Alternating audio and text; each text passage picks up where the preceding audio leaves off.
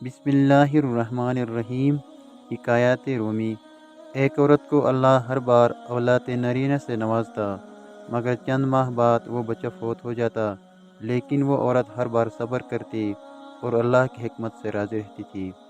مگر اس کے صبر کا امتحان طویل ہوتا گیا اور اسی طرح ایک کے بعد ایک اس عورت کے 20 بچے فوت ہوئے۔ آخری بچے کے فوت ہونے پر اس کے صبر کا بندھن ٹوٹ گیا۔ وہ آدھی رات کو زندہ لاش کی طرح اٹھی اور اپنے خالق حقیقی کے سامنے سر سجدے میں رکھ کر خوب روئی اور اپنا غم بیان کرتے ہوئے کہا: اے کون و مکان کے مالک، تیرے اس گنہگار بندی سے کیا تقصیر ہوئی کہ اس کے سال میں 9 مہینے خون جگر دے کر اس بچے کی تکلیف اٹھاتی ہوں، اور جب امید کا درخت پھل لاتا ہے تو صرف چند ماہ اس کی بہار دیکھنا نصیب ہوتا ہے۔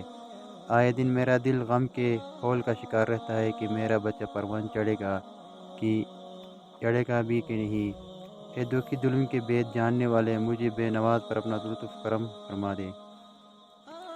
روتے روتے اسے اونگ آ گئی۔ خواب میں ایک شگفتہ پربہار باغ دیکھا، جس میں وہ سیر کر رہی تھی کہ سونے چاندی کی اینٹوں سے بنا ایک محل نظر آیا، جس کے اوپر اس عورت کا نام لکھا ہوا تھا۔ باغات و تجلیات دیکھ کر وہ عورت خوشی سے بے خود ہو گئی۔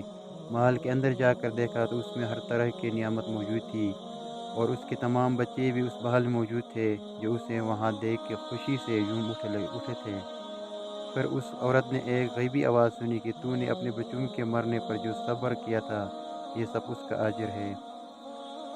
خوشی کی اس لہر سے اس کی آنکھ کھل گئی۔ جب وہ خواب سے بیدار ہوئی تو اس کا سارا ملال جاتا رہا، اور اس نے بھیگی ہوئی آنکھ سے عرض کی: یا الہی رب، اگر تو نے اس سے بھی زیادہ میرا خون بہا دے تو میں راضی ہوں۔ اب اگر تو نے سینکڑوں سال بھی مجھے اس طرح رکھے تو مجھے کوئی غم نہیں۔ یہ انعامات تو میرے صبر سے کہیں زیادہ ہے۔